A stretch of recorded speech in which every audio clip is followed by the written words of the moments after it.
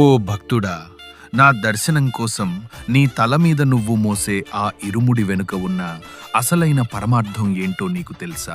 అయితే అంతకంటే ముందు అసలు ఆ ఇరుముడిని శాస్త్రోక్తంగా ఎలా కడతారో నీకు తెలియాలంటే దానికి సంబంధించిన పూర్తి వీడియో ఇతని యూట్యూబ్ ఛానల్లో ఉంది. ఒక్కసారి వెళ్ళి చూడు. ఇక అసలు విషయానికి వస్తే, నీవు మోసే ఆ ఇరుముడిలోని 2 ముడులు నీ భక్తి శ్రద్ధలకు ప్రతీకలైతే, దానికి కట్టిన తాడు సాక్షాత్తు ప్రణవం. అంటే నీ భక్తి శ్రద్ధలను సాధనతో పెంచుకుంటేనే నా అనుగ్రహం నీకు లభిస్తుంది.